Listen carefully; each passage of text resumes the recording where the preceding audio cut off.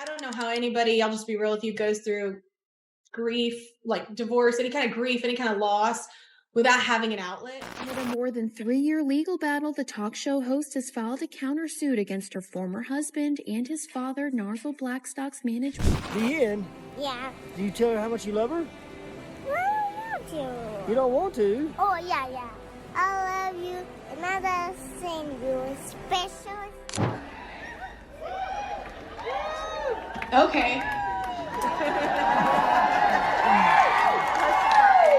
Compartmentalization. So I love you too. Kelly Clarkson postpones her Las Vegas shows to be with her children.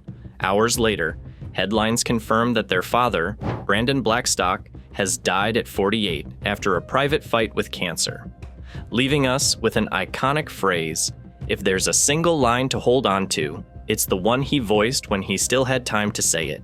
Life is short, but the love you have for your family is forever. From red carpets to a quiet ranch life, from public lawsuits to sealed-off hospital rooms, this is the final chapter of a man who chose silence when the noise got loud. Tonight, we walk through what actually happened, what was seen, what was said, and what was kept between a father and his family. Sad news to report now. Kelly Clarkson's ex-husband, Brandon Blackstock, has died. So we know this according to People magazine. Brandon was 48 years old. Here are some of our other top stories we are following today. Talent manager Brandon Blackstock, the ex-husband of singer Kelly Clarkson and father of her 2 children, has died after a battle with cancer. Section 1. The announcement and immediate aftermath. The news broke fast. Entertainment outlets confirmed that Brandon Blackstock, talent manager and Kelly Clarkson's ex-husband, had passed away at the age of 48. Reports framed it as the end of a multi-year cancer battle kept largely out of public view. Clarkson's team announced the postponement of her residency, with the clear implication that her focus was solely on her children, River Rose and Remington. In the first 24 hours, the public tried to connect scattered dots: illness, divorce, headlines, and make sense of a private decline that had never been performed for cameras. Statements were brief. The tone was restrained. The family's request for privacy set the boundaries for how this story would be told. The end? Yeah. Do you tell her how much you love her? I don't want to. You don't want to? Oh, yeah. I love you.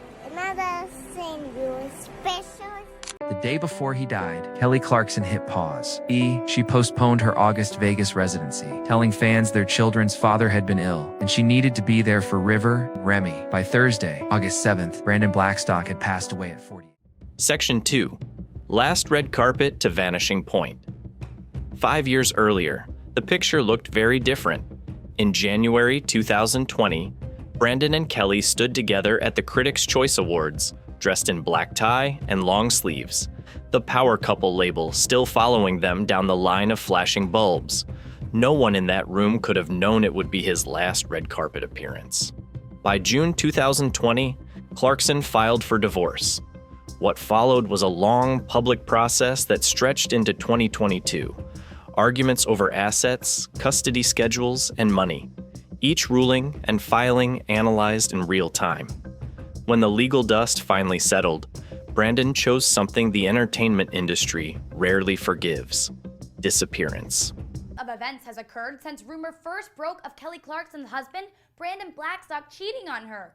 While we are hoping for Clarkson's sake these are just rumors, here's what went down. Online publication The Dirty posted a story about Blackstock's alleged affair, and shortly after, under the comments section, a user with Clarkson's name wrote, "This is absolutely absurd. The woman who posted this fictitious rumor about my husband used to be my personal assistant until I terminated her for trying to steal from me." Section 3. Montana and the making of Valley View. Rodeo. Brandon left Los Angeles behind and moved to Montana.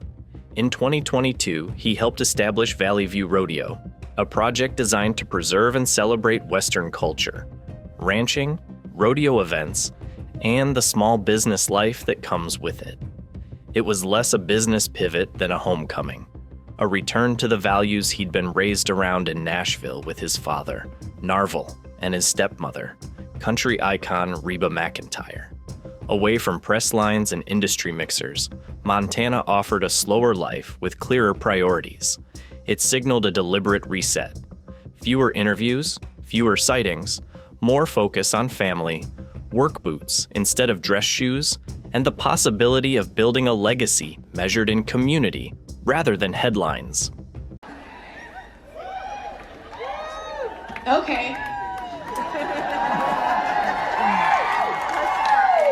Compartmentalization.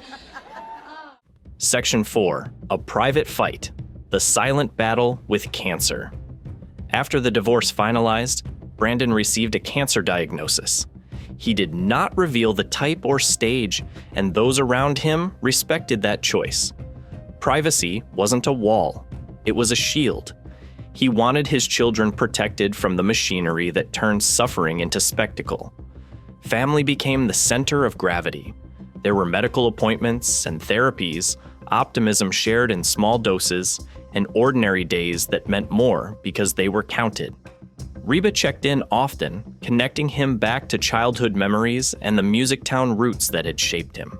Through it all, he tried to keep fear from spilling onto the kids. He wrote short notes for his children, memories, small advice, inside jokes, tokens meant to outlast him if it came to that. At a modest community event tied to Valley View Rodeo, he said words that others would repeat later. Life is short, but the love you have for your family is forever. The line wasn't crafted for a press release. It sounded like something he needed his children to keep. We are what we eat. So we have really great cattle at our property, and we also have a bunch of horses, obviously. Montana is such a beautiful state. It's my favorite one, like as far as aesthetically pleasing. And it's just, you know, we have a lot of acres to just kind of get lost on. So it's nice. It's just, you feel like we're always living in LA and doing so many jobs and working almost 7 days a week sometimes. And then we come here and there's like no one around. So it's really nice. He's kind of in heaven. I'm not going to lie. The social distancing is really good for my husband. Born to be a cowboy. Section 5, A Final Season at Home. As his health declined, the orbit narrowed to Montana and the people inside his home. He read with River and Remington. He spoke quietly with Savannah and Seth about choosing a path and sticking to it when it gets lonely. He held his grandson, Lake, and told stories meant to be retold. There was no countdown clock for outsiders to watch. The family controlled what came in and what went out. The decision to keep details off social media wasn't distance, it was care. In these months, he sorted photos and small keepsakes, leaving behind pieces of memory that said the things words can't always carry.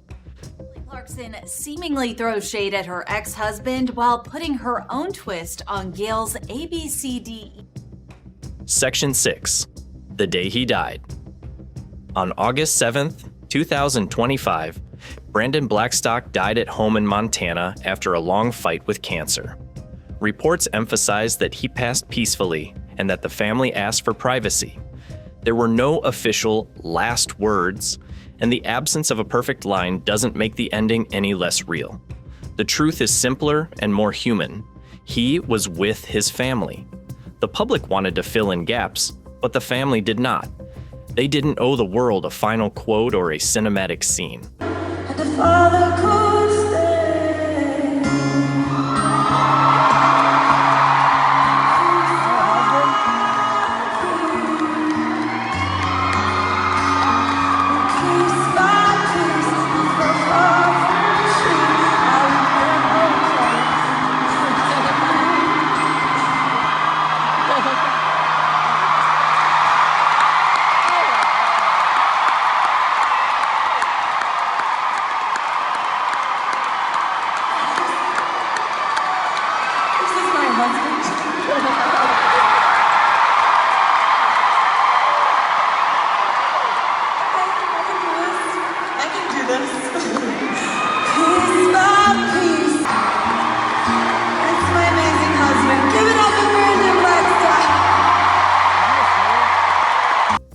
Section 7.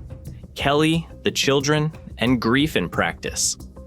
Before the news broke, Kelly postponed shows, choosing to be fully present for River and Remington.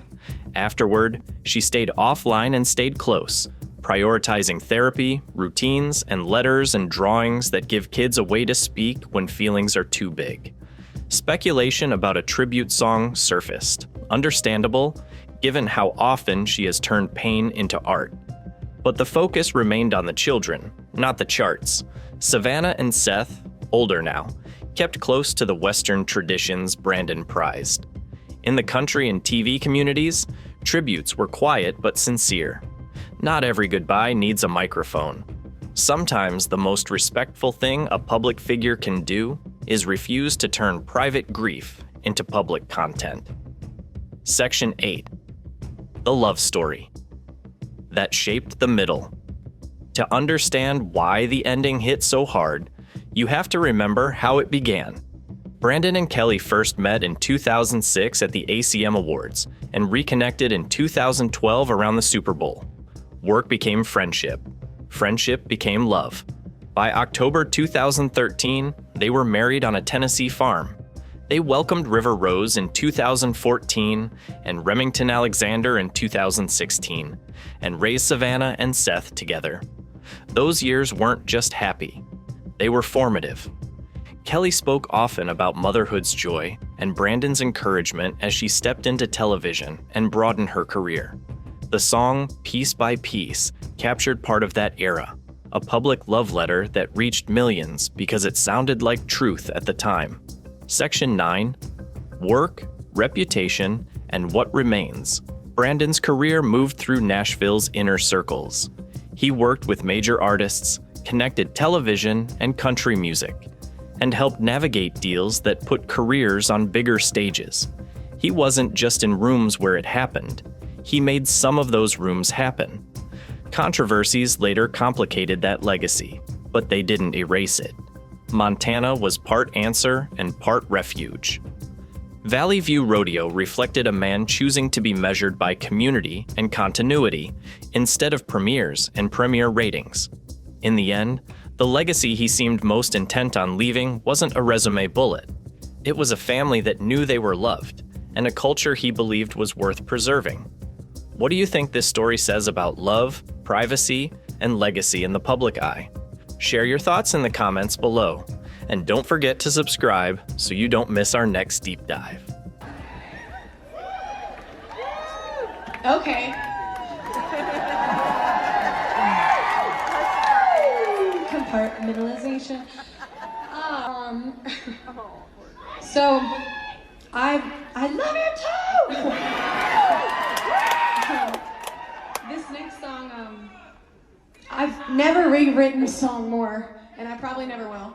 I wrote this song with a lot of hope, okay, and projection for happiness and better than what was happening, and then well, life set in, and I had to change the lyrics. Everybody was like, "Wait, why aren't you singing this song?" And I was like, "Have you heard the lyrics?" It's fun.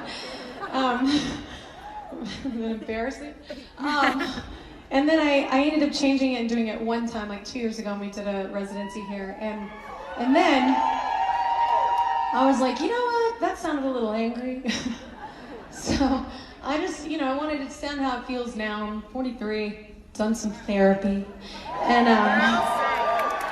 I changed the lyrics now, and I feel like it's perfect now. I promise, I swear to God, I'm not gonna change it again. But this new lyric, it just represents kind of I don't know, I feel like we grow up, right? And this is like the more grown-up version of it. And my favorite lyric, and why is because it's so important to know this, is I think we're taught whenever we're a kid. I'm really trying to pull it together.